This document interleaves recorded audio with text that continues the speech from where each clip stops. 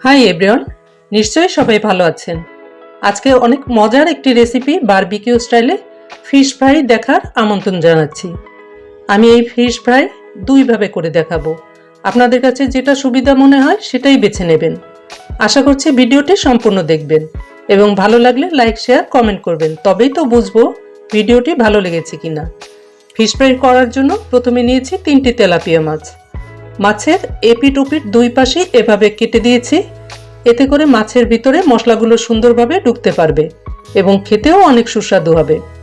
মাছগুলোকে লবণ এবং লেবুর রস দিয়ে ভালো করে ধুয়ে পরিষ্কার করে পানি ঝরিয়ে নিয়েছি। এখন এগুলোকে লবণ, হলুদ, মরিচ দিয়ে মেখে নেব।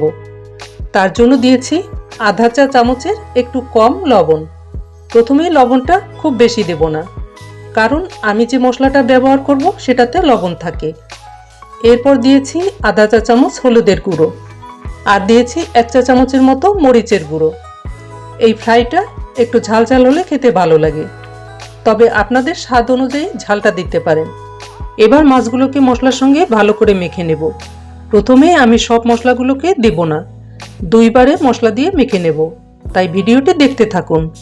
মাছগুলো মেখে নিয়ে 10 থেকে 15 মিনিটের জন্য ঢেকে রাখবো। 10 মিনিট পরে এই মাছগুলোর ভিতর বাকি থেকে যাওয়া মশলা দিয়ে মাছগুলোকে মেখে নেব। এর জন্য এর মধ্যে দিয়েছি 1 টেবিল চামচ আদা রসুন বাটা, আধা চা চামচ কাশ্মীরি লঙ্কার গুঁড়ো। এর পরিবর্তে জাফরানও ব্যবহার করতে পারেন, এটা শুধু কালারের জন্য, না দিলেও হবে।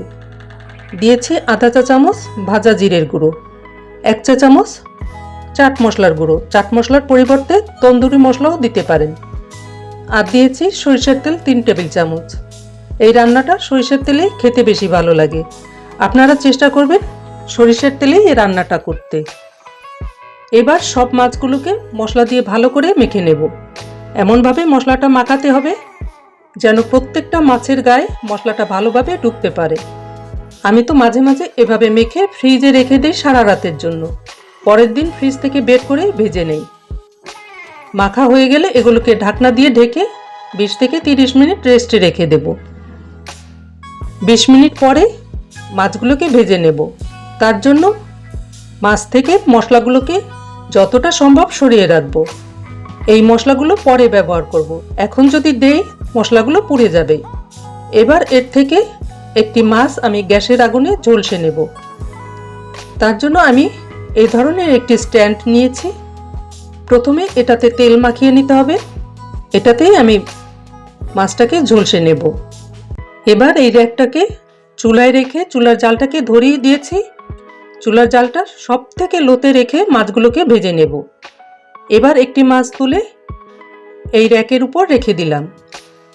এ ধরনের স্ট্যান্ড যে কোনো হাঁড়ি পাতিলের দোকানে কিনতে পাওয়া যায়। এইভাবে এক সাইড 5 মিনিট ভেজে মাছটাকে উল্টিয়ে নেব। সাবধানতার সাথে 2টি খুন্তি অথবা চামচ ব্যবহার করে মাছটাকে উল্টিয়ে নিয়েছি। এবার আমি যে মশলাটা মাছ থেকে সরিয়ে নিয়েছিলাম সেই মশলাটা ব্রাশ দিয়ে লাগিয়ে দেব। এভাবে দুই পাশেই মশলাটা লাগিয়ে 5 মিনিট করে ভেজে নিয়েছি। নামাবার আগে সরিষার তেল ব্রাশ করে চুলার জালটা বন্ধ করে নামিয়ে নেব।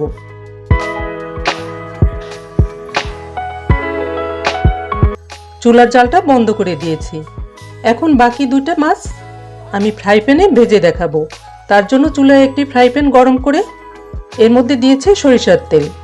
এবার আগের মতো করে মশলাগুলো সরিয়ে নিয়ে মাছগুলোকে ফ্রাই প্যানে দিয়ে চুলার জালটাকে কমিয়ে রেখে 3-4 মিনিট এভাবে ভেজে নেব।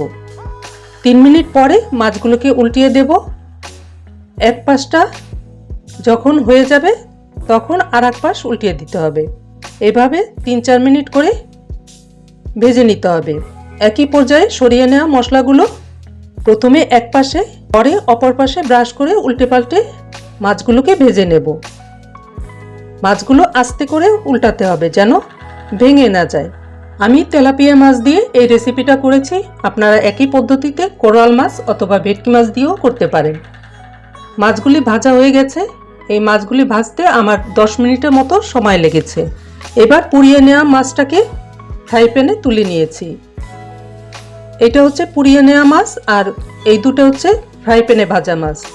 এখন আপনি যদি বারবিকিউর স্বাদ পেতে চান তাহলে আমার মতো করে এভাবে করতে পারেন।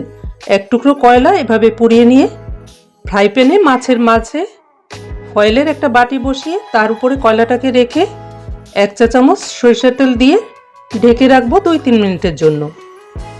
2-3 মিনিট পরে ঢাকনাটা খুলে কয়লাটাকে তুলে নেব। আহ, কি সুন্দর গন্ধ! কার কার লোভ লেগেছে? কালকেই এভাবে তৈরি করে নিন আর বাসার সবাইকে তাক লাগিয়ে দিন। গ্যারান্টি দিয়ে বলছি, সবাই অনেক প্রশংসা করবে। এরপর লেবু, সালাদ, পরোটা, তন্দুর রুটি, নান রুটি সব কিছুর সঙ্গে পরিবেশন করুন।